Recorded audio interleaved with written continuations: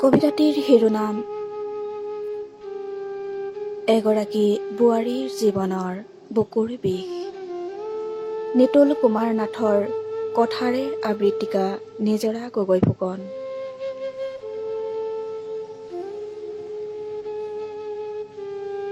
আই, মই ভালে আছো। ঘৰৰ পৰা অহা দিন ধৰি অলপ কষ্ট হলেও সুখেৰেই এমুঠি খাইছো। শাহু শহুৰ মাত কথাবোৰ ভালেই পাইছো। প্ৰথম কেইদিনমান তোৰ জোৱাইকো ভাল লাগিছিল, কিন্তু দিনবোৰ বাগৰি যোৱাৰ পৰাই সুৰাপান কৰি আহি অত্যাচাৰৰ বলি হব লগা হৈছো। আই, কি জানো আই, তোৰ জোৱাই সিদিনা নিশা ঘৰলৈ পলম গৈ আহিছিল। মই সুধিবহে পালো কিয় পলম হৈছিল। কথাষাৰ শেষ নহওঁতে মোক বৰকৈ মৰিয়াই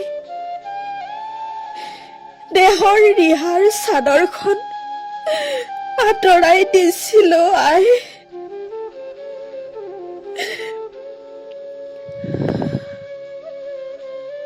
শীতৰ আবেলিৰ বৰষুণ জাকৰ বাবে সেইদিনা ওঠ কপোৱা বৰ জাৰ আছিল। আই,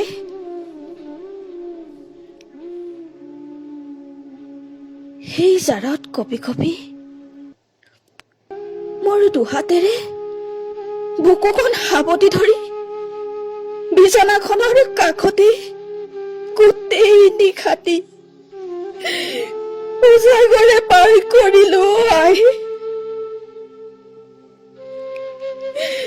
বৰ কষ্ট পালো। আই, সেইদিনা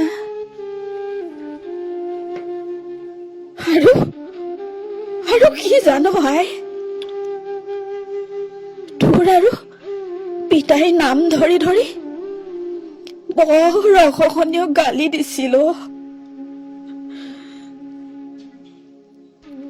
তই হেনো ইয়ালৈ আহিলে অপমান কৰিব জানো।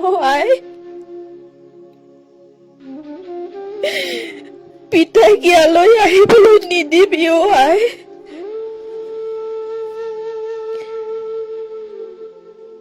এতিয়াহে মোৰ অনুভৱ হৈছে।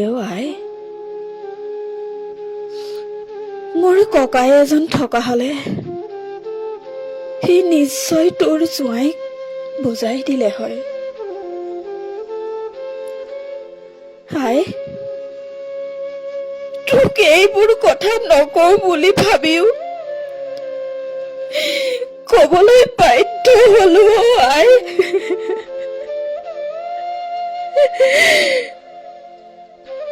নহলেনো আৰু কিমান সহ্য কৰি মোৰ বুকুৰ ভিতৰতে বোৱাৰীৰ জীৱনৰ বুকুৰ বিষ পুহি ৰাখিব। আই,